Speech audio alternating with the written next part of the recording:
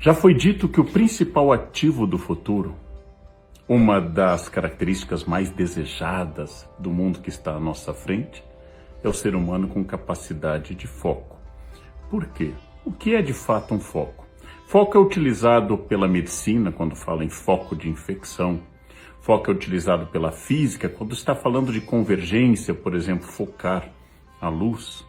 Nós sabemos que no sentido de comportamento, o foco é a capacidade de ficar em uma ideia, um ponto, um objetivo, e a partir daquele ponto só se desviar dele se ele apresentar uma solução ou tiver tido início, meio e fim. Foco é a capacidade de levar uma tarefa ao fim. Foco é a capacidade de manter uma linha em uma conversa. Foco é começar um texto e terminá-lo dentro do previsto. Foco é a capacidade que eu tenho de não me desviar da meta original. Foco tem muitos significados, mas talvez a gente viva a era mais grave da falta de foco. Por quê? Nunca tivemos tantos estímulos. Nunca tivemos tantas coisas ao nosso redor, especialmente celulares, que trazem músicas, imagens, mensagens. Eu estou ali ouvindo uma música e entra uma notificação e eu vou ver, é de uma rede social e a minha foto foi vista. Isso se transformou hoje em uma verdadeira doença. A falta de foco se transformou hoje em uma característica em um mundo no qual tudo está sendo desviado a todo instante. E assim as pessoas não conseguem manter uma linha reta. As conversas são erráticas, vão para lá e para cá, as tarefas não são concluídas, alguém está indo fazer uma coisa e no caminho começa a fazer outra e passa a atender o celular. Alguém se distrai e erra gravemente no trânsito, erra gravemente em alguma atividade porque estava sem foco. Talvez o foco seja, de fato, um grande desafio. Vamos fazer algumas distinções. Às vezes o aluno, eu tenho uma longa experiência como professor, às vezes o aluno está na sala de aula distraído, olhando para lá e para cá, não presta atenção. E os professores começam a dizer, ele não tem interesse, ou ele tem déficit de atenção, ou ele tem um transtorno de déficit de atenção com hiperatividade. Às vezes não. Às vezes apenas a aula é chata. Às vezes apenas o tema não interessa e essa distração de um aluno não é de fato uma doença, mas uma reação natural a algo que não interessa. Você já deve ter notado conversando com alguém ou ouvindo alguém que quando a conversa não nos atrai, começamos a olhar para o lado, olhar para o relógio, a ficarmos impacientes. Isso não necessariamente é alguma doença, um déficit, algum transtorno. Isso é apenas a realidade de que aquilo não me interessa, aquilo não atrai minha atenção. É doloroso reconhecer, mas por vezes ou somos chatos falando com os outros, ou por vezes os outros são insuportáveis quando falam conosco, por vezes o filme é desagradável, por vezes o livro é algo que não me interessa de verdade. E graças a isso, não estamos falando de falta de foco, mas falta de interesse. Bem, eu não me refiro a isso. Eu me refiro àquelas pessoas que genuinamente querem ler um texto e gostam do texto, mas começam o primeiro parágrafo e perdem a atenção. Eis que no meio do texto começam a ver no celular outras coisas. E estão olhando o celular quando voltam ao texto e de repente há uma notificação. E aí levantam e já não lembram por que é que levantaram, em que parte estavam do texto, e se já leram aquela página ou tem que ler novamente. Ouvem uma conversa e têm um genuíno interesse na conversa, mas não conseguem se recordar do que estava sendo dito, porque enquanto alguém falava, a pessoa ficava distraída. Existem dois caminhos para este caso. O primeiro é que se for uma questão repetitiva, você realmente gostaria de prestar atenção, o tema lhe seduz, mas tudo lhe distrai, seria bom procurar um profissional. Só um profissional pode lhe dizer se é uma questão passageira ou é uma questão grave. E, acima de tudo, só um profissional muito gabaritado pode achar se é o caso, se você apresenta um transtorno ou um déficit específico, se você tem transtornos ou déficit em relação à atenção ou hiperatividade, que você possa ser, então, medicado. Mas isso não pode ser espontaneamente, tem que ser com o auxílio de um profissional. Nesse caso, eu recomendo vivamente, como eu tenho uma doença, eu vou a um médico. Se eu tenho uma questão psíquica estrutural relativa a foco, eu devo procurar também um médico, no caso um psiquiatra, que pode me recomendar tanto a medicação, como pode me recomendar um acompanhamento psíquico com um psicólogo, com um analista, um terapeuta e assim por diante. Agora eu me refiro não às pessoas que não têm interesse no tema, que foi o primeiro caso que eu citei, que não estão distraídas porque o tema é chato, que não estão distraídas porque apresentam um transtorno, que apresentam um déficit. Eu me refiro às pessoas comuns que realmente gostariam de aumentar seu foco, mas sentem que isso não é tão bom, não é tão fácil ou não é tão automático. O primeiro passo, eu tenho que reeducar a minha atenção. Por quê? Porque a minha atenção foi educada para as notificações do celular. O celular produziu, por exemplo, um mecanismo psíquico. E esse mecanismo psíquico faz com que a cada notificação meu cérebro se distraia e meu cérebro vicia nas notificações. Se eu tenho o desejo de ler um texto, eu vou estabelecer, é uma sugestão ampla, 5 minutos durante os quais o celular estará desligado, 5 minutos durante os quais eu ficarei naquele texto, com régua e lápis na mão, lendo atentamente aquele texto, e eu vou colocar um alarme, eu vou colocar um controle para que depois de 5 minutos, atentamente naquele texto, eu possa dizer o que eu li, como eu li, qual é o meu objeto, e se eu conseguir, é sinal de que eu posso treinar mais 10, talvez. Lavo o rosto, respiro fundo e vou mais 10. 15 minutos de foco sobre uma leitura, creiam-me, hoje em dia, especialmente para quem é jovem, é uma grande conquista. Mas para isso eu tenho que afastar as distrações. Não coloco música, não ligo a televisão, desligo o celular, evito notificações e vou treinar de novo o meu foco. O foco, se não for doença, o foco, se não for falta de interesse das coisas em si, o foco pode ser treinado. E o treinamento tem que ser repetido inúmeras vezes, e eu tenho que criar um novo hábito, o hábito do foco. Imagine um mosteiro medieval, o monge tem poucos livros, e a tarefa dele é ler aquele livro. Os outros livros são pesados e estão distantes. Não há música, não há conversas, não há telefone tocando. Os monges passam semanas em cima de um texto. Esse era um mundo onde a distração era menor e às vezes considerada uma ação do demônio para evitar que alguém trabalhasse. No nosso mundo, os demônios são muito da nossa escolha. É impossível focar com as redes sociais dizendo que a sua foto foi curtida. É impossível focar. É impossível estabelecer que uma luz vá para aquilo que você quer, o foco, se você coloca a televisão, está comendo, conversando com alguém, vendo uma janela que se abre para uma paisagem interessante. É impossível focar. Eu preciso focar em algo.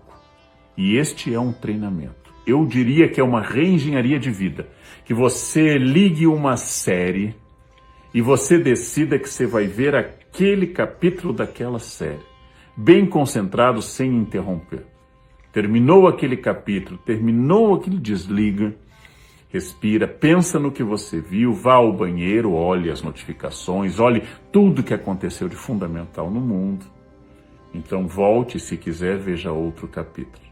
Quando eu vou vendo sistematicamente uma maratona sem pensar em cada capítulo, meu cérebro vai perdendo a direção. O cansaço, o aspecto monótono, a repetição de imagens e de textos tendem a fazer o cérebro desviar. Tudo isso é um esforço, uma reeducação. Foco é uma conquista. Algumas pessoas têm mais facilidade na concentração, outras têm menos. Mesmo naqueles que têm mais ou têm menos, tem oscilação ao longo do dia. Você tem horários mais produtivos e horários menos produtivos. Há oscilações ao longo da vida. Há momentos mais focados e menos focados. Mas dentro dessa oscilação, você tem que ser capaz de empreender uma tarefa do início ao fim e verificar se você está conseguindo esse exercício repetitivo e constante. O cérebro é uma máquina de repetição. O déficit de atenção e o transtorno, todos eles têm uma base psíquica, às vezes até neurológica, que deve ser examinada. Mas tirando isso, eu volto a insistir. O foco é uma escolha, o foco é uma opção, o foco é uma entrega para uma tarefa. E por que ser focado? Você vai ler melhor, você vai ver melhor sua série, você vai prestar atenção em uma conversa, você vai aprender a entrar em um tema e ficar nele, e ficando nesse tema bastante tempo, para que você possa repetir, pensar, traduzir o que você quer e ficar uma pessoa mais atenta, mais eficaz e eu diria até menos cansada, porque parte do nosso estresse é ir de um ponto ao outro sem levar nada adiante. Uma tarefa de cada vez quando possível. Uma tarefa com início, meio e fim, quando possível. Avalie seu desempenho e veja se você pode com 5, 10, 15 minutos. Eu tive uma escola de concentração na minha vida que foi o piano. Quando você tem 7 ou 8 anos, você estuda 15, 20 minutos e é um inferno. Aquele tempo não se acaba. Conseguir meia hora de uma criança estudando é extraordinário.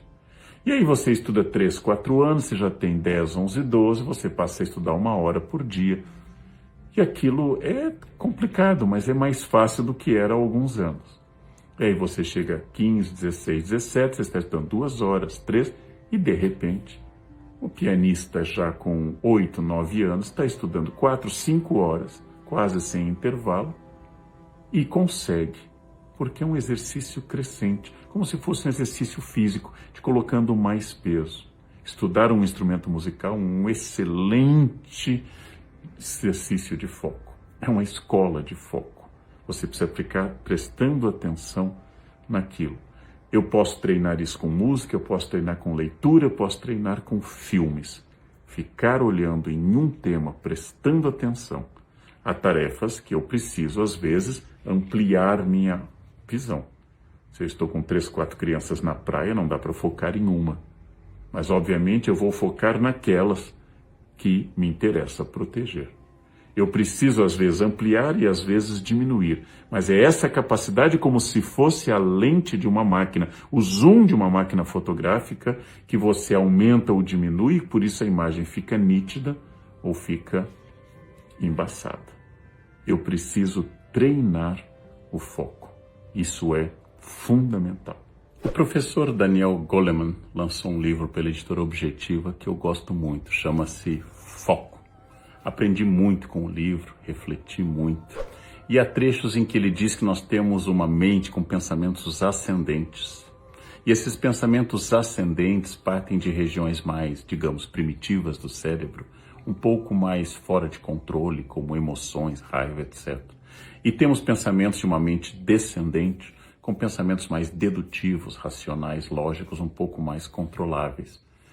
Em resumo, o que eu concluí, não sei se com precisão, nós não controlamos da mesma forma todas as áreas do cérebro e todos os pensamentos. Então, necessariamente, em algum momento, algo vai me surpreender e me distrair. O cérebro foi treinado desde milhões de anos para buscar movimentos suspeitos, por exemplo, uma porta que se abre, um barulho súbito, meu cérebro sobe, absolutamente.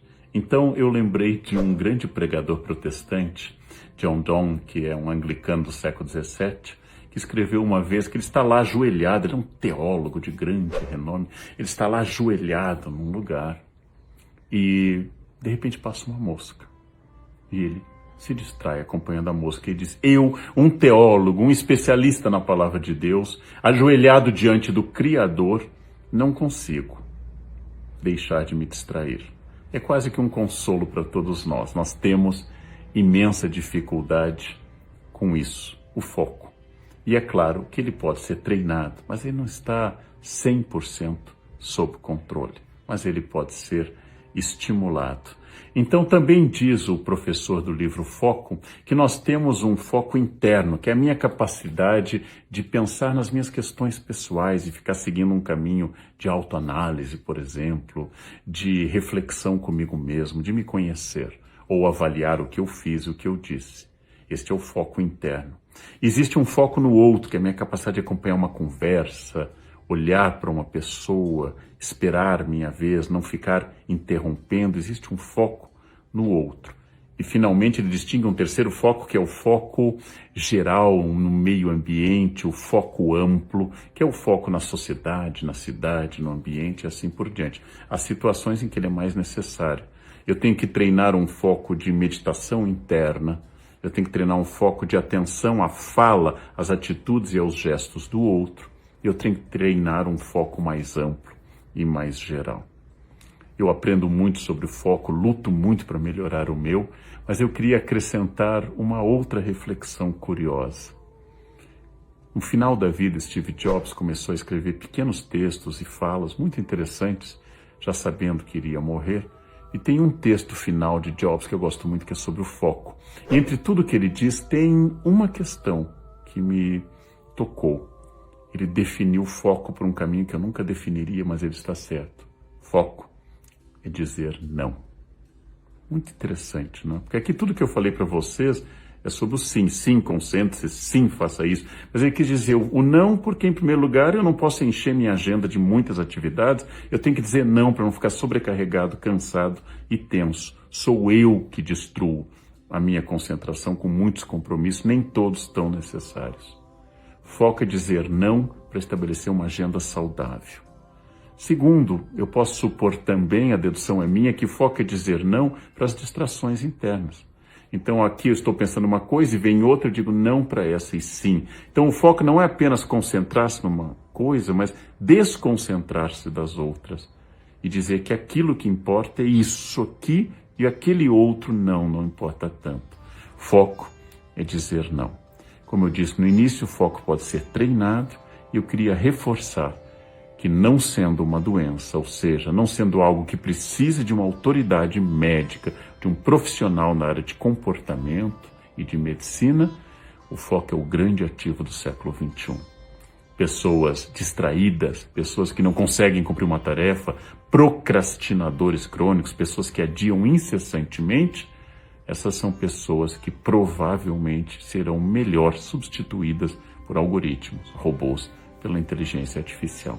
Então o foco é um grande ativo do futuro, uma coisa que deveria ser ensinada, parar de distração com celulares e outras fontes, pensar em uma tarefa com início, meio e fim, ter uma meta, cumprir, avaliar-se nessa relação com o foco e descobrir que a habilidade, o desempenho do foco, talvez seja uma das grandes habilidades do futuro. Em um mundo que todos vivem distraídos, todos vivem em completa distração, sem foco, uma pessoa focada tem um diferencial gigantesco no plano pessoal e no plano profissional. Em um mundo que ninguém presta atenção nas conversas dos outros, alguém que preste muita atenção e interaja com essa conversa chama atenção. Em um mundo que todos viraram multitarefas e perderam inteiramente o eixo, uma pessoa que faz algo bem feito, com início, meio e fim, é uma pessoa capaz de crescer. Foco é dizer não. Sigam o conselho de Steve Jobs, sigam o conselho para um mundo onde o foco tem uma importância crescente. Foi um prazer.